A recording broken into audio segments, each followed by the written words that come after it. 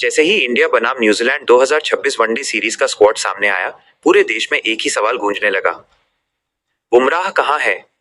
वो बुमराह जिसने अकेले दम पर मैच जिताए, उसी बुमराह को बाहर कर दिया गया। लेकिन दोस्तों, आपको बता दें कि जसप्रीत बुमराह को इस स्क्वाड से बाहर जरूर रखा गया है। लेकिन ये बाहर करना किसी तरह की अनदेखी नहीं है, बल्कि एक साफ और सीधा मैसेज है कि वर्ल्ड कप से पहले बुमराह को पूरी तरह फिट और तरोताजा रखना प्राथमिकता है। बुमराह पिछले कुछ सालों में जिस तरह से टीम इंडिया के लिए तीनों फॉर्मेट में लगातार खेले हैं, उसे देखते हुए ये फैसला पूरी तरह मैनेजमेंट का लोड मैनेजमेंट प्लान दिखाता है। ये वही बुमराह हैं जिन पर बड़े मैचों में टीम इंडिया सबसे ज्यादा भरोसा करती है, और यही वजह है कि उन्हें इस सीरीज में रिस्क में नहीं डाला गया। रोहित शर्मा टीम में है, लेकिन कप्तान नहीं। ये लाइन जितनी छोटी है उतनी ही भारी है। सालों तक टीम इंडिया की कमान संभालने वाला खिलाड़ी आज उसी टीम में एक सीनियर नाम बनकर रह गया है। कप्तानी की जिम्मेदारी शुभमन गिल को दे दी गई है, और यहीं से असली विवाद शुरू होता है। क्योंकि गिल को कप्तान बनाना सिर्फ एक क्रिकेटिंग फैसला नहीं लगता, ये एक पावर शिफ्ट जैसा महसूस होता है। सवाल उठता है कि क्या गिल ने इतना बड़ा अधिकार अपने प्रदर्शन से कमाया है, या फिर ये गौतम गंभीर और अजीत अगरकर की जिद का नतीजा है। गिल एक शानदार बल्लेबाज हो सकते हैं, इसमें कोई शक नहीं, लेकिन कप्तानी सिर्फ बल्ले से नहीं चलती। कप्तानी अनुभव मांगती है, दबाव में फैसले लेने की क्षमता मांगती है, और सबसे बड़ी बात, सीनियर्स को साथ लेकर चलने की समझ मांगती है। लेकिन यहाँ तो हालात उल्टे हैं। रोहित जैसे खिलाड़ी को कप्तानी से हटाकर एक तरह से साइडलाइन करना ये दिखाता है कि ड्रेसिंग रूम में कुछ तो गलत पक रहा है। और इस पूरे खेल के पीछे जिन तीन नामों की सबसे ज्यादा चर्चा है, वो है शुभमन गिल, गौतम गंभीर और अजीत अगरकर। गौतम गंभीर का रवैया पिछले कुछ समय से सवालों के घेरे में है। वो हर चीज को अपने नजरिए से देखना चाहते हैं।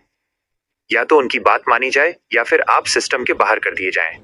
और अगरकर जो चयन समिति का चेहरा है, वो इस पूरी प्रक्रिया में गंभीर के साथ खड़े नजर आते हैं। नतीजा ये हुआ कि टीम चयन में संतुलन से ज्यादा अहंकार दिखने लगा, अनुभव को बोझ समझा जाने लगा, और युवाओं को बिना ढाल के सामने कर दिया गया। अब बात करते हैं ऋषभ पंत की। पंत की वापसी इस स्क्वाड में सबसे बड़ा सरप्राइज नहीं है, लेकिन जिस तरह से उन्हें एक अहम रोल के साथ वापस लाया गया है, वो जरूर चर्चा का विषय है। लंबे समय बाद वापसी, फिटनेस के सवाल, और फिर भी सीधे टीम में जगह। ये बताता है कि टीम मैनेजमेंट पंत को एक गेम चेंजर के तौर पर देख रहा है। लेकिन सवाल ये है कि क्या ये भरोसा सिर्फ क्रिकेट के आधार पर है, या फिर टीम को एक आक्रामक चेहरा देने की मजबूरी है। मोहम्मद सिराज की एंट्री भी उतनी ही अहम है।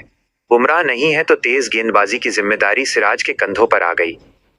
सिराज मेहनती गेंदबाज हैं, जज्बा रखते हैं, लेकिन जब आप उन्हें लीड रोल में डालते हैं तो उनके ऊपर दबाव कई गुना बढ़ जाता है। और ये दबाव ऐसे समय में दिया जा रहा है जब टीम खुद अंदर से स्थिर नहीं दिख रही।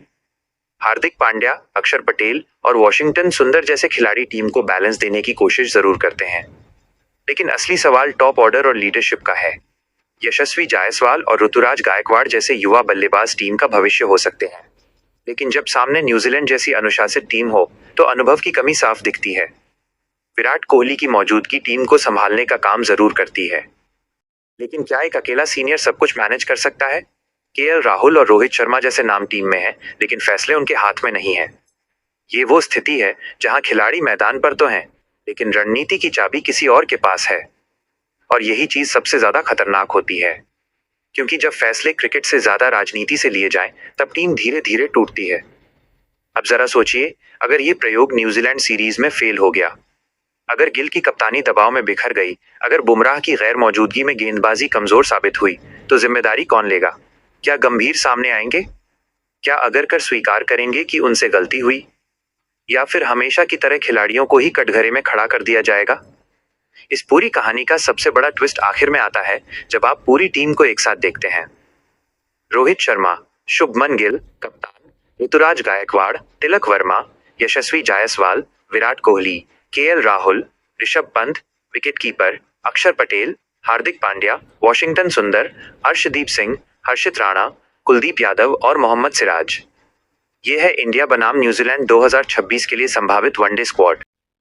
कागज पर टीम मजबूत दिखती है, नाम बड़े हैं, टैलेंट भरपूर है, लेकिन असली लड़ाई मैदान से ज्यादा ड्रेसिंग रूम में है। सवाल ये नहीं है कि ये टीम जीतेगी या हारेगी, सवाल ये है कि क्या ये टीम एक साथ खेलेगी या अंदर से बंटी हुई नजर आएगी। क्योंकि जब कप्तानी, चयन और अहंकार एक साथ टकराते हैं, तो नुकसान हमेशा टीम इंडिया का ही होता है। वीडियो पसंद आया तो लाइक करें और चैनल को सब्सक्राइब